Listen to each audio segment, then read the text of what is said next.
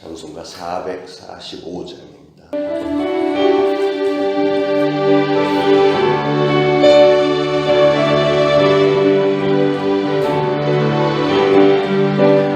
대산을 넘어 한복에 가고 빗간대로 걸어가면 주께서 항상 지키시리라. 약속한 말씀 변치. 다시 한번 대산을 넘어 한복에 가고 빗간대로 주께서 항상 지키시기로 약속한 말씀 변치 않네. 하늘의 영광 나의 맘속에 차고도 넘쳐. 할렐루야를 힘차게 불러 영원히 주를 찬양하리. 캄캄한 밤에 달릴지라 주께서 나의 길 되시고 나에게 밝은 빛이 되시니 길이 너머를 영광에. 하늘의 영광 나의 맘속에 차고도 넘쳐. 할렐루야를 힘차게 불러 영원히 주를 찬양하리. 광명한 그 빛 마음에 담아 찬란한 천국 바라보고 할렐루야를 힘차게 불러 날마다 빛에 걸어가리. 하늘의 영광 나의 맘속에 차고도 넘쳐. 할렐루야를 힘차게 불러 영원히 주를 찬양하리. 하늘의 영광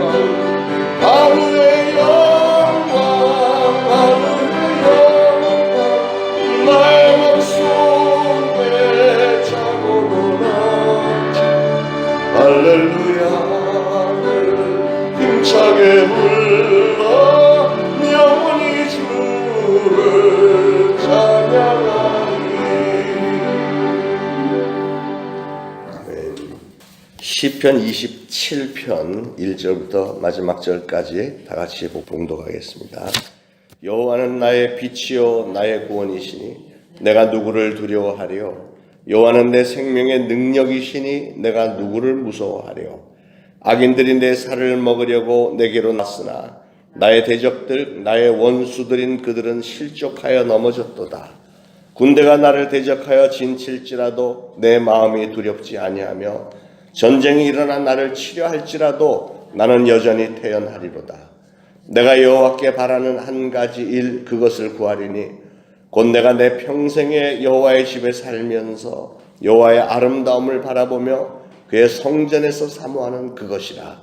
여호와께서 환난 날에 나를 그의 초막 속에 비밀히 지키시고 그의 장막 은밀한 곳에 나를 숨기시며 높은 바위 위에 두시리로다. 이제 내 머리가 나를 둘러싼 내 원수 위에 들리리니 내가 그의 장막에서 즐거운 제사를 드리겠고 노래하며 여호와를 찬송하리로다. 여호와여 내가 소리내어 부르짖을 때 들으시고 또한 나를 긍휼히 여기사 응답하소서. 너희는 내 얼굴을 찾으라 하실 때 내가 마음으로 주께 말하되 여호와여 내가 주의 얼굴을 찾으리이다 하였나이다. 주의 얼굴을 내게서 숨기지 마시고 주의 종을 노하여 버리지 마소서. 주는 나의 도움이 되셨나이다. 나의 구원의 하나님이시여 나를 버리지 마시고 떠나지 마소서. 내 부모는 나를 버렸으나 여호와는 나를 영접하시리이다. 여호와여 주의 도를 내게 가르치시고 내 원수를 생각하셔서 평탄한 길로 나를 인도하소서. 내 생명을 내 대적에게 맡기지 마소서. 위증자와 악을 토하는 자가 일어나 나를 치려 함이니이다. 내가 산 자들의 땅에서 여호와의 선하심을 보게 될 줄 확실히 믿었도다. 너는 여호와를 기다릴지어다. 강하고 담대하며 여호와를 기다릴지어다. 아멘. 아멘. 자, 오늘도 다윗의 시편입니다. 오늘 다윗의 시편 27편은 다윗의 개인적인 그 삶에서 우러나온 신앙의 고백시다라고 말할 수 있겠습니다. 다윗은 평생 거의 대부분을 전쟁터에서 살았죠. 군인으로 늘 전쟁을 했습니다. 나라를 위해서. 그 다윗이 과거에 지금까지 베풀어 주신 하나님의 구원을 1절부터 6절까지 노래 찬양했고요. 7절부터 9절까지는 현재 직면하고 있는 환난에서 도움을 호소를 하고 있고, 그 다음에는 미래에도 여전히 평탄한 길로 인도해 줄 것을 간구하고 있습니다. 우리는 우리 신앙인이 불안하고 척박한 현실을 살아갈 때 절대로 낙심하지 말아야 할 이유가 무엇인지 오늘 이 시편 27편에서 참 찾을 수 있습니다. 첫 번째로 다윗처럼 우리도 구원의 하나님이 계시기 때문에 우리는 낙심하지 말아야 됩니다. 다윗은 노년 시절에 골리앗하고 싸운 이유로 그때부터 노년에 이르기까지 평생 전쟁터에서 보냈다고 해도 과언이 아니겠습니다. 여러분, 전쟁터는 어떤 곳입니까? 전쟁터는 살기에 가득 찬 대적들이 덤벼드는 곳이고 두려움과 죽음이 처처에 깔려있는 곳입니다. 그 전쟁터에서 다윗은 오로지 하나님만을 의지해서 두려움을 쫓고 승리하게 된다는 것을 그의 평생을 통해서 생생하게 체험을 했습니다. 그랬기에 다윗은 하나님을 가리켜 여호와는 나의 빛이요 구원이요 능력이다 이렇게 늘 고백을 했습니다. 대적들이 아무리 설쳐대도 두려워할 것이 하나도 없다. 1절 다시 봅니다. 여호와는 나의 빛이요 나의 구원이시니 내가 누구를 두려워하리요.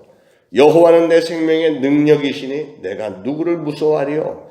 악인들이 내 살을 먹으려고 내게로 왔으나 나의 대적들 나의 원수들인 그들은 실족하여 넘어졌도다. 군대가 나를 대적하여 진칠지라도 내 마음이 두렵지 아니하며 전쟁이 일어나 나를 치려 할지라도 나는 여전히 태어나리로다. 다윗의 고백입니다. 다윗은 한 걸음 더 나가서 여호와의 집에 함께 거하기를 간구했습니다. 4절에 내가 여호와께 바라는 한 가지 일 그것을 구하리니 곧 내가 내 평생에 여호와의 집에 살면서 여호와의 아름다움을 바라보며 그의 성전에서 사모하는 그것이라. 이런 신앙을 가진 다윗을 하나님이 사랑하지 않을 리가 없잖아요. 평생에 하나님의 성전에 거하기를 원합니다. 이렇게 여러분이 새벽 제단에 나와서 하나님을 뵙고 하는 것을 하나님은 그렇게 기뻐하시는 줄로 믿으시기 바랍니다. 하나님의 성전에 거하기를 간구하는 이유는 구원의 능력으로 둘러쳐진 하나님의 집보다 더 안전한 곳은 없기 때문이고, 어떠한 원수나 어떠한 환난의 물결이 엄본다 할지라도 절대로 엄볼 수 없는 피난처가 바로 성전이기 때문에 그렇습니다. 사랑하는 여러분, 여러분이 세상에서 가끔 어려움을 당할 때 피난처가 어디입니까? 우리가 이 세상에서 많이 기대고 있는 것들이 뭡니까? 사람들은 돈이나 무슨 권력자나 이런 것으로 우리가 피난처가 될 거라고 생각을 해서 사람들을 만나서 의논하고 이런 거를 주로 하지만 그게 과연 온전한 피난처가 되는가요? 하나님은 시편 127편 1절에 여호와께서 집을 세우지 아니하시면 세우는 자의 수고가 헛되며 여호와께서 성을 지키지 아니하시면 파수꾼의 경성함이 허사로다. 너희가 일찍 일어나고 늦게 누우며 수고의 떡을 먹음이 헛되도다. 이렇게 말씀했습니다. 하나님께서 지켜주셔야 되고 더군다나 성전에서 하나님의 성전에 나올 때 그거보다 좋은 피난처가 없다 하는 것이죠. 두 번째로 우리가 낙심하지 말아야 할 이유는 하나님께서 우리와 함께 하시기 때문에, 우리와 동행해 주시기 때문에. 다윗은 자기가 하나님의 생애 가운데 청하는 세 가지가 있었는데 그게 다 4절에 나와 있습니다. 4절. 내가 여호와께 바라는 한 가지 일 그것을 구하리니 하면서 내 평생에 여호와의 집에 살면서 여호와의 아름다움을 바라보며 그의 성전에서 사모하는 그것이다. 세 가지죠. 성전에 거하는 것, 두 번째는 하나님의 아름다움을 바라는 것, 세 번째로 성전에서 하나님을 사모하는 것입니다. 다시 말해서 다윗은 하나님을 심령 깊은 곳에서 하나님을 경외하는 사람들 중에 하나가 되기를 원했고, 하나님의 아름다운 것과 좋은 것들을 알며 사랑하기를 소원했고, 늘 하나님의 성전에서 하나님을 만나기를 사모했다는 것이죠. 그런 다윗을 하나님이 사랑하신 거예요. 저나 여러분도 하나님이 그런 심정으로 우리를 사랑하시는 줄로 믿습니다. 여러분, 하나님이 늘 동행하신다는 사실을 믿고 의지하는 사람은 세상의 그 어떤 근심과 걱정도 더 이상 문제가 될 수 없고요. 핍박이나 환난이 와도 더 이상 문제가 되지 않습니다.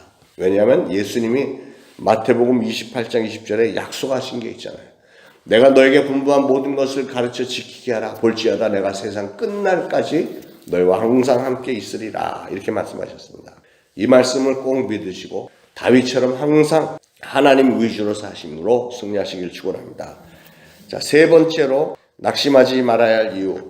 최종적인 승리를 원한다면 우리는 끝까지 낙심하지 말고 하나님을 바라봐야 됩니다. 왜냐하면 실제로 하나님은 기도를 들으시고 긍휼을 베푸시는 분이시기 때문에 7절에 여호와여 내가 소리내어 부르짖을 때 들으시고 또한 나를 긍휼히 여기사 응답하소서. 너희는 내 얼굴을 찾으라 하실 때 내가 마음으로 주께 말하되 여호와여 내가 주의 얼굴을 찾으리이다 하였나이다. 예. 하나님은 전능하신 분이시기 때문에 우리가 그 하나님의 얼굴을 구할 때, 하나님의 얼굴을 구한다는 것은 하나님을 만나고 싶어서 사모하는 마음으로 성전에 나오고 하는 이런 것을 하나님의 얼굴을 구할 때, 그럴 때 하나님은 문제를 다 해결해 주시는 줄 믿으시기 바랍니다. 그래서 우리가 환난과 고통과 시험에 빠져 있을 때 가장 먼저 떠올려야 되는 것은 하나님의 얼굴이에요. 하나님을 사모함이 있어야 됩니다. 그런 확실한 믿음을 가지고 찾고 구하는 자에게 하나님은 응답하시는 줄로 믿으시길 바랍니다. 10절에 보니까 내 부모는 나를 버렸으나 여호와는 나를 영접하시리이다. 이렇게 또 고백을 했습니다. 우리는 보통 부모님의 사랑을 이 세상에서 가장 큰 사랑이고 또 부모님만큼 모든 것을 초월하는 헌신적이고 희생적인 사랑이 없다라고 생각을 합니다. 그게 사실이지만 그러나 이 세상에 온전한 것이라는 것은 있을 수 없죠. 현실적으로는 그 형제들 간에서도 서로 경쟁의식이 있고 또 서로 미워하기도 하고요. 또 오늘날 보면 아들이 부모님을 살해하고 또 가끔 가다가는 어머니가 자기가 낳은 자식을 버리고 도망하는 사람도 종종 있고 이렇지 않습니까? 점점 이 세상이 더 무정한 세상이 돼가는 것 같은데 그래서 온전한 사랑이라는 것은 하나님의 사랑밖에 없는 겁니다. 우리 인간을 사랑하시되 끝까지 사랑하시고요. 회개하는 자는 다 용서해 주시고 그리고 우리가 하나님 앞에 나서 회개할 때 우리의 죄를 기억조차 하지 않으시는 참 좋으신 우리 하나님, 무한한 사랑입니다. 이 세상 모든 사람들이 내 형제나 내 자녀들이나 또는 설령 부모님이 나를 버린다고 해도 그래도 끝까지 나를 버리지 않으시는 분 하나님입니다. 그런 사랑을 간구하는 성도들에게 하나님은 한없이 은혜를 베풀어 주시는 줄로 믿으시기 바랍니다. 중요한 것은 우리가 구할 때 전적으로 하나님만 바라고 구해야 하는 거예요.